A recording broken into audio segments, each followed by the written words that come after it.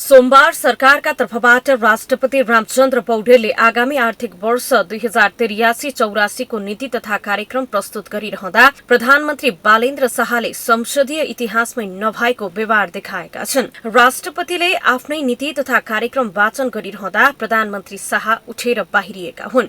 राष्ट्रपतिले प्रस्तुत गर्ने परम्परा पनि नीति तथा कार्यक्रमलाई सरकार वा प्रधानमन्त्रीको कार्यक्रम मानिने गरिन्छ। प्रधानमन्त्री शाहले आफ्नै कार्यक्रम संघीय संसदको संयुक्त बैठकमा पेश गरिरहँदा बहिष्कार गरेका हुन्।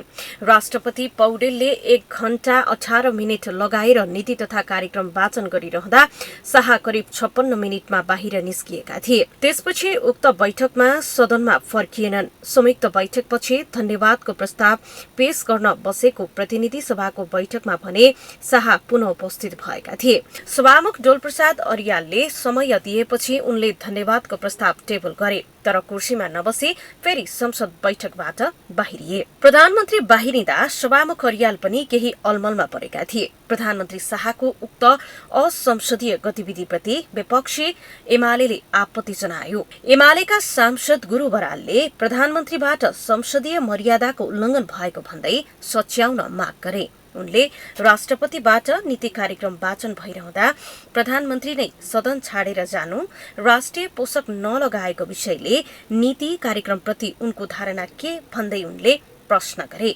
यस्तै नेकपाका प्रमुख सचेतक युवराज दुलालले आफूले हस्तान्तरण गरेको आफ्नै नेतृत्वको सरकारको नीति तथा कार्यक्रम राष्ट्रपतिले वाचन गरिरहँदा आधा हुँदा नहुँदै प्रधानमन्त्री शाहले राष्ट्रपतिकै अगाडि संसद छाडेर हिँड्नु अमर्यादित, अभद्र एवं अशोभनीय र गैर जिम्मेवार प्रविधि भएको तर्क गरे। यस्तै राप्रपाकी सांसद खुशबु ओलीले पनि संसदीय मर्यादा विपरीत प्रधानमन्त्रीबाट फरक व्यवहार भएको प्रति दुःख व्यक्त गरिन्।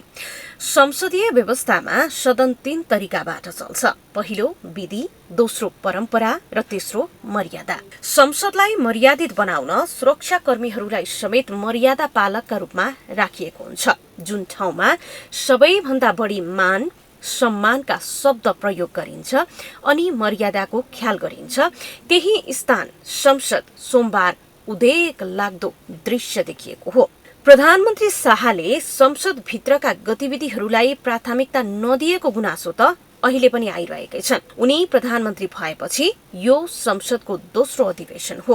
उनले अहिलेसम्म संसदमा बोलेकै छैनन्। गत फागुनको चुनावबाट उनी करिब 2/3 समर्थनमा प्रधानमन्त्री बने पनि जनताको प्रतिनिधिमूलक थलोमा उनको उपस्थिति नियमित छैन। संसदीय समितिहरूमा त उनी गएकै छैनन्। उनी नगएकैले राज्य व्यवस्था समितिको बैठक नै विपक्षी दलले बहिष्कार गरेको छ। कतिपयलाई यो घटनापछि प्रधानमन्त्रीको यस्तो शैलीलाई नयाँपन भन्ने पनि लागेको होला, तर यसले राज्य प्रणालीमा कस्तो स्थिति बस्छ भन्ने मुख्य प्रश्न पनि तेर्सिएको छ। राज्य प्रणालीलाई प्रधानमन्त्रीले कति गम्भीरतापूर्वक लिन्छन् भन्ने सन्देश पनि यो घटनाले प्रभाव गरेको छ। संसदीय लोकतन्त्र चुनाव जितेर प्रधानमन्त्री बन्ने व्यवस्था मात्र होइन, यो व्यवस्थामा प्रधानमन्त्री आफै संस्कार, अनुशासन, जिम्मेवारी बोध गर्ने र संसदीय परम्पराको प्रमुख संरक्षण पनि हुन्छन्। राज्य प्रणालीलाई प्रधानमन्त्रीले कति गम्भीरतापूर्वक लिन्छन् भन्ने सन्देश पनि यो घटनाले प्रभाव गरेको छ। संसदीय लोकतन्त्र चुनाव जितेर प्रधानमन्त्री बन्ने व्यवस्था मात्र होइन, यो व्यवस्थामा प्रधानमन्त्री आफै संस्कार, अनुशासन, जिम्मेवारी बोध गर्ने र संसदीय परम्पराको प्रमुख संरक्षक पनि हुन्छन्। तर सरकार प्रमुख नै संसदको गरिमाप्रति उदासीन देखिन्छन् भने मन्त्री, सांसद र कर्मचारी तन्त्रले कुन संस्कार सिक्लान्? यसतर्फ ध्यान दिने कि प्रधानमन्त्रीज्यू?